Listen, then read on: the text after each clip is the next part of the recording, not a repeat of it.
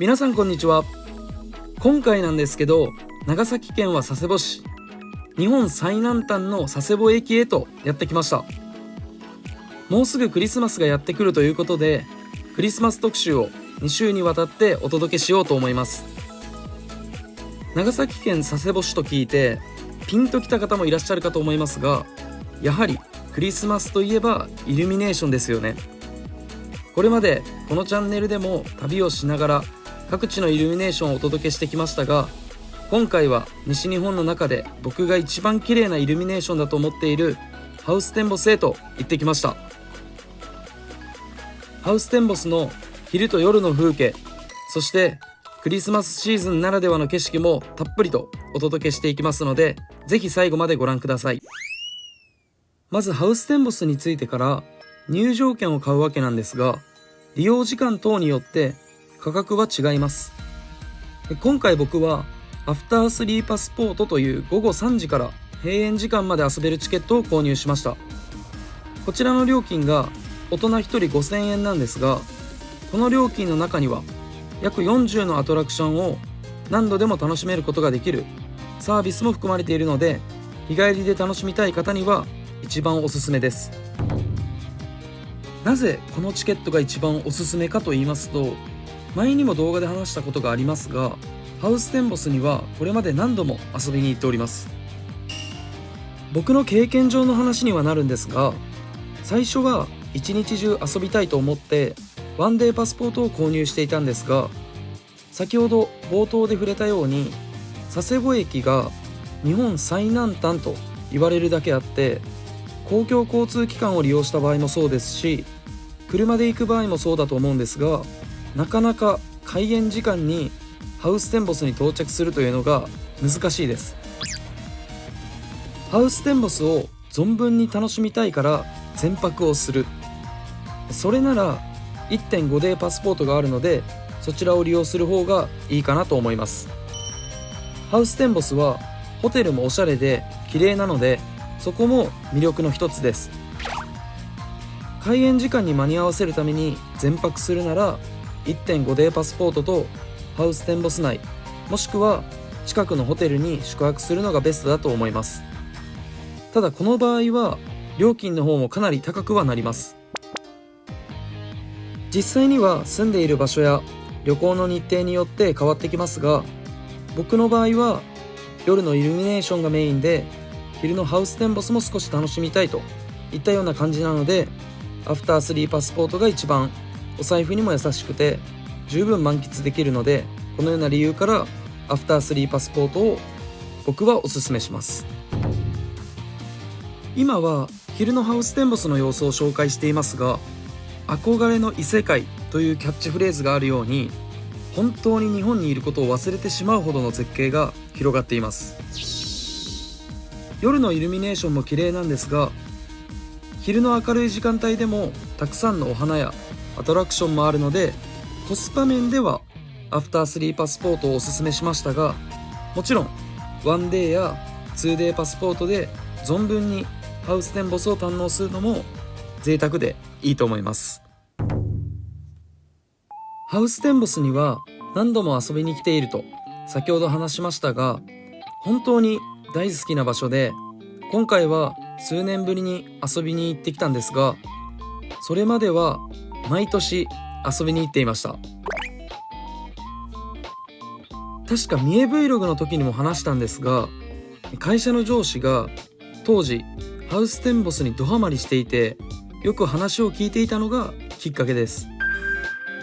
やっぱり話を聞いたり写真を見せてもらったら行きたくなりますし、本当に大好きで尊敬している上司なので、そういった方がすることってちょっと真似したくなっちゃうんですよね。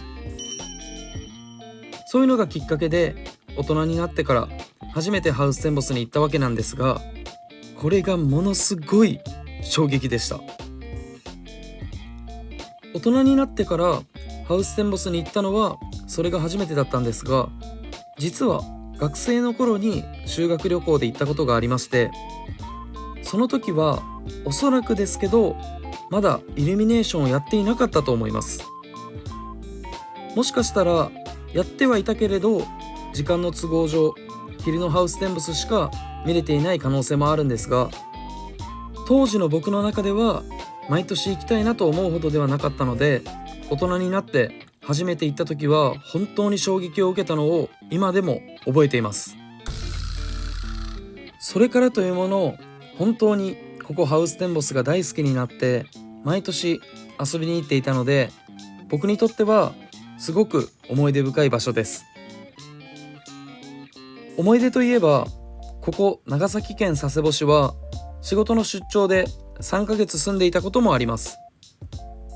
これも以前長崎 Vlog で話したことがありますが、とにかく大変な出張で、人生のどん底というのはまさにあの時のためにある言葉なんじゃないかなと思うくらい大変でした。転職をして仕事を覚えてからすぐに出張に行ったんですが、仕事で行っていたので、仕事が大変なことに関しては仕方ないですし、当然やらなければいけないことなので、そこは割り切ってしっかりと頑張りました。ただ出張先で一緒に働いていた方が態度が急変して、仕事中は携帯で競艇をし、仕事が終わればパチンコの繰り返しで、負けると全部こっちが八つ当たりされるという、なんとも理不尽な話なんですけれども、そういった日々が毎日続きましたね。そういったこともあったので、僕にとってはここ長崎県はかなり思い出深いところです。さあ、ということで昼のハウステンボスの様子をかなり急ぎ足でお届けしてきましたが、ここからはまた最初の入り口に戻って夜のハウステンボスの様子をお届けしていきます。可能な範囲で綺麗なイルミネーションを皆さんにお届けしていきますので、後半もぜひ最後までご覧ください。さて、クリスマスまで残り2週間ということでクリスマス特集をお届けしておりますが、皆さんクリスマスの予定はお決まりですか？クリスマスは恋人にとってはメインイベントと言っても過言ではないほど、1年の中でもビッグイベントの一つですよね。街全体が華やかなイルミネーションで彩られ、冬の寒さと澄んだ空気と相まって本当に素敵な季節です。イルミネーションやライトアップが大好きな僕からすると、このクリスマスシーズンは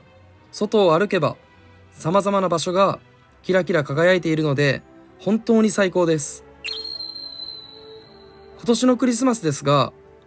僕はなんと彼女がいませんので、特に予定がございません。昨年のクリスマスも彼女がいませんでしたので、2年前のクリスマスの思い出話でもしようかなと思います。旅する病人ということで3つの病気があるんですが、そのうちの1つがアトピー性脊髄炎という病気です。この病気に関しては症例が約1000人と非常に少なく、未だに原因不明なので、これまで詳しく触れたことはなかったんですが、簡単に言うと、僕の場合は不定期で再発して、再発すると手足が2ヶ月から3ヶ月動かなくなるといった感じです。これまで年に一度のペースで再発しては治療、リハビリを繰り返してきました。直近で再発したのが2年前の夏、確か9月頃になるんですが、足のしびれを感じて、それから左足が完全に言うことを聞かなくなり、歩けない状態へとなってしまいました。当然日常生活を送ることが難しいので、入院して車椅子で生活をするんですが、入院していてもリハビリの時間は1時間程度と、おそらく皆さんが思っているより少ないんじゃないかなと思います。これは僕だけではなく他の患者さんもいるので仕方のないことなんですが、コロナ禍ということもあり面会も禁止だったので、一日でも早く治して退院したい、社会復帰したい、そんな思いからリハビリ以外の時間も個人的にリハビリを頑張っていました。その甲斐もあって11月中旬には車椅子も外れて杖を使って歩けるくらいまで回復できました。するとその頃から主治医の先生がこういうようになりました。なんとかクリスマスまでには退院させてあげたい。その言葉を聞いて僕もよし、もっとリハビリを頑張ってクリスマスまでに退院するぞとリハビリをさらに頑張りました。退院というゴールが見えてくるとそこからがすごく長く感じるんですが、主治医の先生や看護師の皆さんがクリスマスまでに退院できるように頑張ろうねと気を使って僕を鼓舞してくれていました。おかげさまでクリスマス1週間前に劇的な回復を見せ退院することが決まりました。退院するときによく頑張ったね、これで楽しいクリスマスになりそうだね、主治医の先生や看護師の皆さんに嬉しいお言葉をたくさんいただきました。毎回全力でサポートしてくださるのですごくありがたいですし、なかなか病院が見つからない中でようやくたどり着いた病院なので本当に今でも感謝しています。ただその時は言えなかったんですが、正直クリスマス特に用事なかったんですよね。体も治ったしデート楽しんでおいでと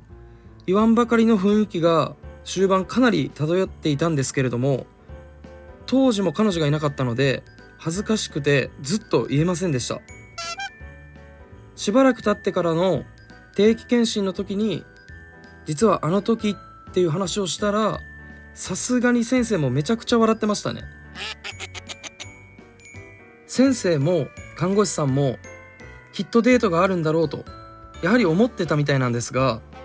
もちろん僕自身は何も予定がないことを分かっていたので兄弟に相談していたところ、両親に家族旅行をプレゼントしようという話になりました。それまで家族旅行に一度も行ったことがなかったので、かつてのサンタさんにクリスマスプレゼントをということで実際に